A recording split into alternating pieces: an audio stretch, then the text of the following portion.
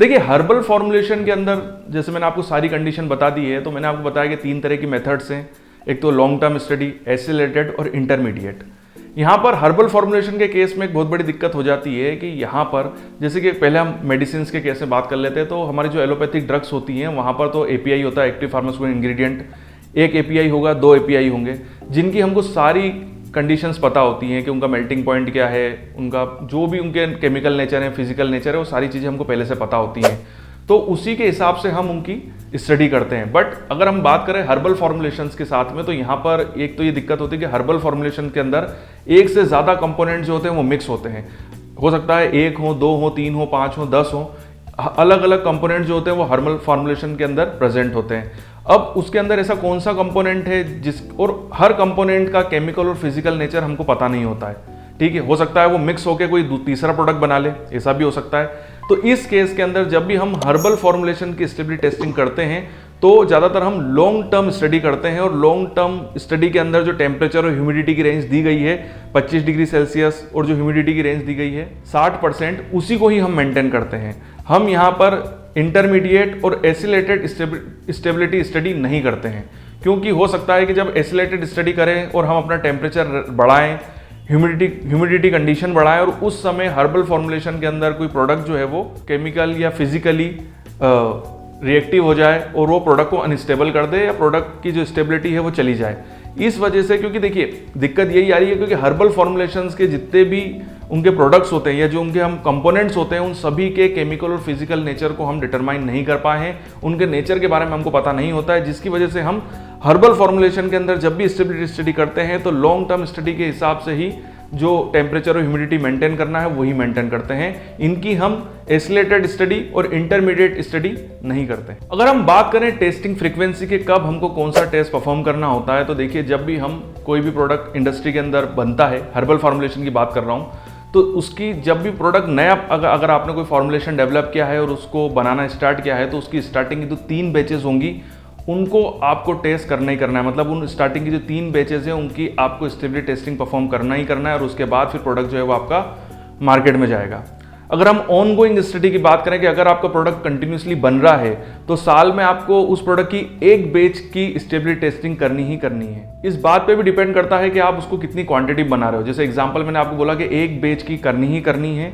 अगर आप प्रोडक्ट बहुत ज़्यादा क्वांटिटी में बना रहे हो, वो फॉर्मुलेशन बहुत ज़्यादा सेल हो रहा है, ज़्यादा क्वांटिटी में बन रहा है, तो आपको एक से ज़्यादा बैचेस को भी हो सकता है रोकना पड़ सकता है और उनकी स्टेबिलिटी टेस्टिंग परफॉर्म करनी पड़ेगी। ठीक होगी बात। और अगर हम बात करें कि लॉन्ग टर्म स्टडी के बारे में, तो यहाँ पर कोई भी आपका जो भी प्रोडक्ट है उसकी एटलीस्ट 3 बैचेस की आपको लॉन्ग टर्म स्टडी परफॉर्म करनी होगी। आपका कोई भी फॉर्मुलेशन है, सभी फॉर्मुलेशंस की एटलीस्ट 3 बैचेस की आपको लॉन्ग टर्म स्टडी करनी ही करनी है। अब हम बात करते हैं कि जब भी आप सैंपल विड्रॉ करेंगे, मतलब स्टेबिलिटी टेस्टिंग आपकी स्टार्ट हो गई है और स्टेबिलिटी टेस्टिंग के अंदर आप सैंपल्स को विड्रॉ कर रहे हैं, तो आपको कौन कौन से टेस्ट जो है परफॉर्म करने हैं। जैसे कि मैंने आपको बताया कि आपको ऐसे परफॉर्म करना है, उसके साथ में कुछ और भी टेस्ट है जो आपको परफॉर्म करने हैं और उनका डॉक्यूमेंटेशन करना है। जैसे कि ऑर्गोनोलेप्टिक एनालिसिस, यहाँ पर आपको बेसिकली उसके फिजिकल नेचर ही चेक करने हैं, जैसे कि कलर हो गया, ऑर्डर हो गया, ऑर्डर मतलब उसकी खुशबू क्या आ रही है, और उसका टेस्ट, उसमें कोई चेंजेस हुए हैं कि नहीं हुए हैं। उसके बाद है फिजिको केमिकल एनालिसिस, यहाँ पर आपको देखना है, उसकी पीएच चेक करनी है, एश वैल्यू निकालनी है, एक्सट्रैक्टिव वैल्यू निकालनी है, और उसका मॉइस्चर कंटेंट पता करना है। बेसिक टेस्ट है, बहुत ही इजी वे में परफॉर्म हो जाएंगे। अब बहुत इंपॉर्टेंट टेस्ट है वो है क्वांटिटेटिव टेस्ट, मतलब आपका जो फॉर्मुलेशन है उसके अंदर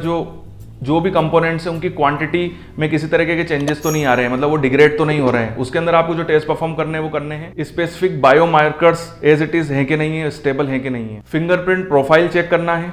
reference to comparable herbal formulation, मतलब कोई स्टैंडर्ड फॉर्मुलेशन आपको पहले से ही रखना है और उसके साथ उसको कंपेयर करना है कि ये फॉर्मुलेशन और जो स्टैंडर्ड फॉर्मुलेशन, कह सकते हैं कि एक फॉर्मुलेशन और हो जो अभी मार्केट हो रहा हो, किसी और कंपनी का फॉर्मुलेशन हो, तो उसके साथ आप अपने फॉर्मुलेशन को कंपेयर भी कर सकते हैं कि आपका रिजल्ट और उसके रिजल्ट में क्या डिफरेंस आ रहा है। समझ रहे मेरी बात को, उसको एज ए रेफरेंस रख सकते हैं। साथ ही साथ अगर आपके जो भी प्रोडक्ट है उसके अंदर एल्कोलॉइड लेवल, ग्लाइकोसाइड लेवल जो भी वो कंटेन करता है, उनके लेवल्स को भी आपको चेक करना है। बेसिकली ये ऐसे के थ्रू हो जाएगा, चाहे तो आप HPTLC का यूज कर सकते हैं HPLC का यूज़ कर सकते हैं या UV का भी यूज़ कर सकते हैं। इन तीनों इंस्ट्रूमेंट्स का आप यूज़ करके ये सारी चीज़ें एनालाइज कर सकते हैं। उसके बाद माइक्रोबायोलॉजिकल एनालिसिस भी परफॉर्म कर सकते हैं कि स्टेबिलिटी मतलब समय के साथ साथ ऐसा तो नहीं है आपके फॉर्मुलेशन के अंदर माइक्रो ऑर्गेनिज्म की ग्रोथ हो रही है, तो माइक्रोबायोलॉजिकल काउंट भी आपको परफॉर्म करना है। मतलब हो सकता है उसके अंदर कोई माइक्रो ऑर्गेनिज्म डेवलप हो जाए, तो उसको भी आपको एनालाइज करना है क्योंकि एक हर्बल फॉर्मुलेशन है। तो चलिए अब हम ये बात कर लेते हैं कि अगर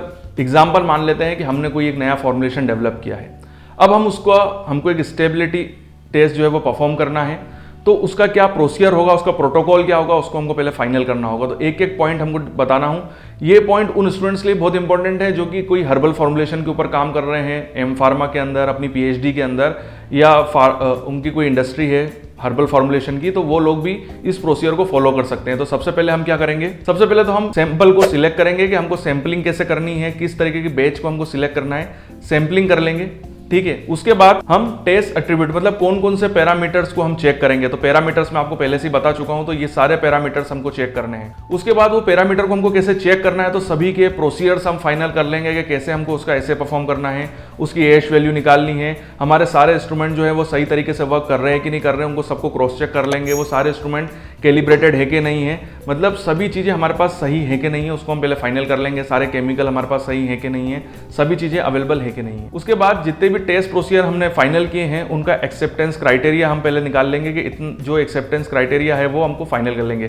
ये सारा का सारा जो होगा वो अकॉर्डिंग टू गाइडलाइन ही होगा। स्टोरेज कंडीशन जो हमको मेंटेन करनी है उसको हम फाइनल करेंगे। सीधी सी बात है कि अगर आप लॉन्ग टर्म स्टडी कर रहे हैं तो उसमें जो टेम्परेचर और ह्यूमिडिटी रखनी है उसी तरीके से आपको मेंटेन करनी है। और मैंने आपको बता दिया कि हर्बल फॉर्मुलेशन के अंदर हम लॉन्ग टर्म स्टडी के हिसाब से ही जो टेम्परेचर और ह्यूमिडिटी को मेंटेन करते हैं, तो आपका जो चेंबर है स्टेबिलिटी चेंबर वो सही काम कर रहा है कि नहीं कर रहा है, उसको आपको एक बार क्रॉस चेक कर लेना है। उसके बाद टेस्टिंग फ्रीक्वेंसी देख लेनी है कि कब कब हमको सैंपल को विड्रॉ करना है, ये चीज़ें आपको पहले से ही फाइनल कर लेनी है, उसको भी आपको डॉक्यूमेंट कर लेना है। आप चाहें तो हर महीने कर सकते हैं, अगर आप लॉन्ग टर्म स्टडी कर रहे हैं तो पहले स्टार्टिंग में कर लीजिए, उसके बाद हर तीसरे महीने में चाहे, और अगर आपको और अच्छा करना है तो हर महीने आप कर सकते हैं सैंपल को विड्रॉ।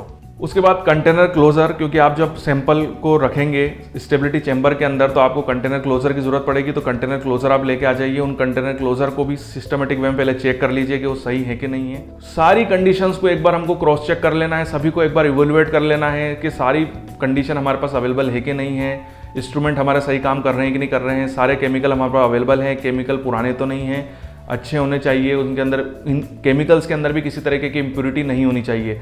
सभी कंडीशन हमारा जो स्टेबिलिटी चेंबर है वो सही काम कर रहा है कि नहीं कर रहा है, एक बार आप उसको भी क्रॉस चेक कर लीजिए, उसको भी कैलिब्रेट कर लीजिए। क्योंकि एक बार स्टेबिलिटी एनालिसिस स्टार्ट हो गया और आपने मान लीजिए 2 महीने 3 महीने 4 महीने तक अच्छे से सैंपल विड्रॉ करे, टेस्टिंग करी और पता चला 5वें और 6ठे महीने के अंदर आपका केमिकल खत्म हो गए, आपके इंस्ट्रूमेंट में कोई दिक्कत आ गई, तो ये चीज़ नहीं होनी चाहिए। स्टेबिलिटी एनालिसिस बिल्कुल कंटिन्यूसली चलेगा, इसलिए सारी चीज़ों को एक बार आपको इवेलुएट करना है। फिर उसके बाद सभी जितने भी आपके कंटेनर क्लोजर्स हैं उन सभी को प्रॉपर वे में लेबलिंग करके, क्योंकि आपने उनमें सैंपलिंग करी है तो सैंपलिंग के हिसाब से चाहे तो आप उसको कोडिंग कर सकते हैं या कंटेनर्स पे आप सैंपल का नाम लिख सकते हैं सिस्टमेटिक वे में।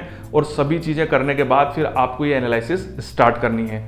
और करना कुछ भी नहीं है, स्टेबिलिटी चेंबर के अंदर रख देना है, जो भी आप टाइम ड्यूरेशन रखेंगे उसमें आपको सैंपल विड्रॉ करने हैं और सारे टेस्ट परफॉर्म करने हैं और ये चेक करना है कि ड्रग का केमिकल और फिजिकल नेचर सही बना है कि नहीं बना है, उसके अंदर किसी तरीके का डिग्रेडेशन तो नहीं हो रहा है, कोई चेंजेस तो नहीं हो रहे हैं। और इसी तरीके से आपको हर्बल्स की स्टेबिलिटी टेस्टिंग परफॉर्म करनी है। तो ये वीडियो हम यहीं पे कंप्लीट करते हैं। ये वीडियो आपको कैसा लगा कमेंट्स में मुझे ज़रूर बताइएगा। अगर आप चाहते हैं कि मैं इस तरह के वीडियोज़ और बनाऊं तो नीचे कमेंट्स पे आप टॉपिक्स को मेंशन कर सकते हैं। आगे आने वाले समय में मैं उन टॉपिक्स के ऊपर भी वीडियो ज़रूर बनाऊंगा। आपके उज्जवल भविष्य की कामना करता हूं और यूं ही बने रहिए मेरे साथ।